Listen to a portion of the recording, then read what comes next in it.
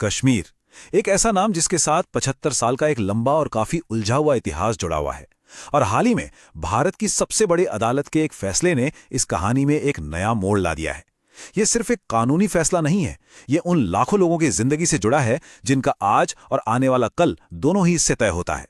तो चलिए इस पूरे मुद्दे की एक एक परत को खोलते हैं और इसे आसान भाषा में समझने की कोशिश करते हैं।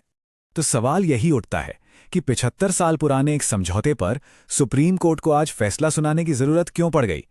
इस क्यों का जवाब जानने के लिए और ये समझने के लिए कि इसका भविष्य पर क्या असर पड़ने वाला है, हमें इतिहास के कुछ पन्ने पलटने ही होंगे। तो शुरुआत करते हैं उसी ऐतिहासिक फैसले से जिसने इस पूरे मुद्दे को एक बार फिर से देश भर की सुर्खियों में ला दिया है। हुआ ये कि 11 दिसंबर 2023 को भारत के सुप्रीम कोर्ट ने एक मत होकर केंद्र सरकार के 2019 के उस बड़े फैसले को सही ठहराया जिसके तहत जम्मू और कश्मीर को दशकों से मिला जो विशेष दर्जा था, यानी आर्टिकल 370, उसे खत्म कर दिया गया था। अच्छा, अदालत ने अपने फैसले के लिए एक बहुत ही महत्वपूर्ण तर्क दिया।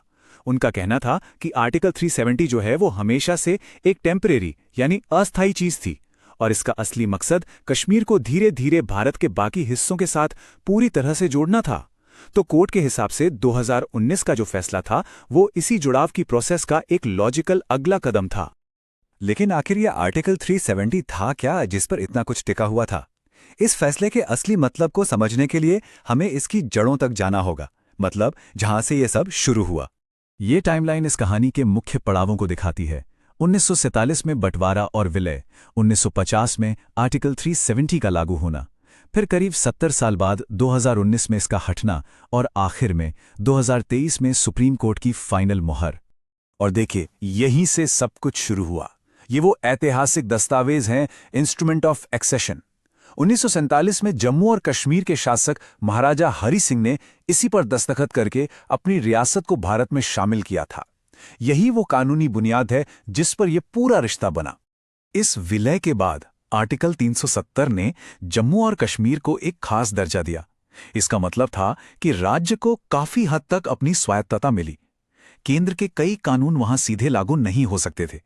अरे, यहां तक कि जम्मू और कश्मीर का अपना संविधान और अपना एक अलग झंडा भी था जो उसकी एक अलग पहचान का प्रतीक था। लेकिन इन सब कानूनी और राजनीतिक दांव पेचों से परे एक जमीनी हकीकत भी है। वहां रहने वाले लोगों पर इसका क्या असर हुआ है, क्योंकि किसी भी संघर्ष की सबसे बड़ी कीमत तो इंसान ही चुकाता है। ये आंकड़ा देखिए, ये अपने आप में एक बहुत दर्दनाक कहानी कहता है। ह्यूमन राइट्स वॉच के हिसाब से इस दशकों लंबे संघर्ष ने कम से कम 20,000 आम नागरिकों की जान ले ली है। ये सिर्फ एक नंबर नहीं, ये 20,000 खत्म हो चुकी जिंदगियां हैं और तबाह हुए परिवार हैं। और अगर हाल के सालों की बात करें तो 2019 में आर्टिकल 370 हटने के बाद जो विवादास्पद यूएपीए कानून है, उसके तहत गिरफ्तारियों में 37% की बढ़ोतरी देखी गई। कई लोग इसे असहमति को दबाने के एक तरीके के तौर पर देखते हैं।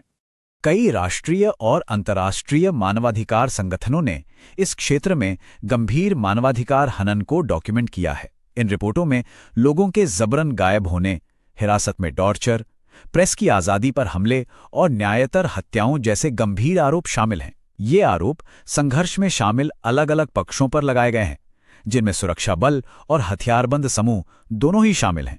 इस संघर्ष का एक फिजिकल सिंबल भी है, एक रेखा जो जमीन पर खींची हुई है, नियंत्रण रेखा या लाइन ऑफ कंट्रोल। लेकिन यह सिर्फ नक्शे पर एक लकीर नहीं है, यह हजारों लोगों के लिए रोज की जिंदगी की एक कठोर सच्चाई है। तो ये लॉग आखिर है क्या? ये करीब 740 किलोमीटर लंबी एक मिलिट्री कंट्रोल लाइन है जो कश्मीर को भारत और पाकिस्तान के कंट्रोल वाले हिस्सों में बांटती है। और जरूरी बात यह है कि ये कोई कानूनी इंटरनेशनल बॉर्डर नहीं है, बल्कि एक डी फैक्टो बॉर्डर है, मतलब जो असलियत में सीमा का काम करती है। तो महाराजा हरि सिंह की जो रियासत थी वो आज दो देशों के बीच बंटी हुई है। भारत जम्मू और कश्मीर और लद्दाख के इलाकों को नियंत्रित करता है, जबकि पाकिस्तान के कंट्रोल में आज़ाद कश्मीर और गिलगिट बाल्टिस्तान हैं। और इस लाइन की हकीकत बेहद तनाव भरी है। एलओसी दुनिया के सबसे ज्यादा मिलिटराइज्ड इलाकों में से एक है। दोनों तरफ हजारों सैनिक, बंकर और बारूदी सुरंगें हैं जो इसे एक लगातार सुलगता हुआ पॉइंट बनाए रखती हैं। लेकिन इस संघर्ष में जमीन के अलावा एक और कीमती चीज दांव पर है, जिस पर अक्सर कम ध्यान जाता है, और वो है पानी। कश्मीर सिर्फ पहाड़ों और वादियों का इलाका नहीं है, बल्कि इस पूरे उपमहाद्वीप के लिए जीवन देने वाली नदियों का स्रोत भी है।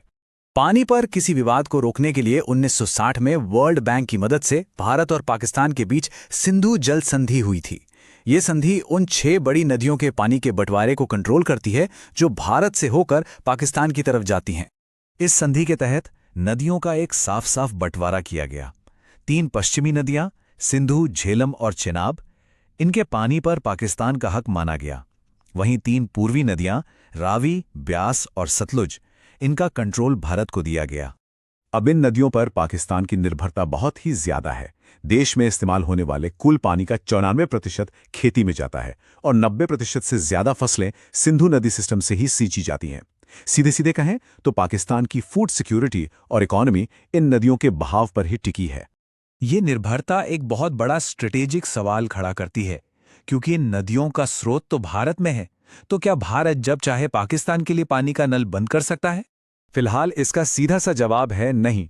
भारत के पास पश्चिमी नदियों पर इतने बड़े बांध या पानी को स्टोर करने की क्षमता नहीं है कि वो पाकिस्तान की ओर जाने वाले पानी को रोक सके या उसका रास्ता मोड़ सके।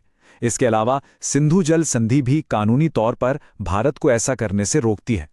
तो हम खड़े कहाँ हैं? सुप्रीम कोर्ट के फैसले ने एक कानूनी चैप्टर तो बंद कर दिया है, लेकिन जमीनी संघर्ष, मानवाधिकारों के सवाल और पानी की ये जो नई जियोपॉलिटिक्स उभर रही है, ये सब मिलकर एक बहुत ही अनिश्चित भविष्य की तस्वीर पेश करते हैं। 2016 में भारतीय प्रधानमंत्री नरेंद्र मोदी ने एक बयान दिया था, खून और पानी एक साथ नहीं बह सकते। ये बयान इस बात का एक इशारा है कि कैसे पानी को भविष्य में एक स्ट्रेटेजिक हथियार के तौर पर देखा जा सकता है। तो सवाल ये है कि क्या ये क्षेत्र एक स्थायी समाधान की ओर बढ़ रहा है, या फिर जमीन, पहचान और अब पानी को लेकर यह संघर्ष और भी गहरा होता जाएगा? इसका जवाब सिर्फ वक्त ही दे सकता है।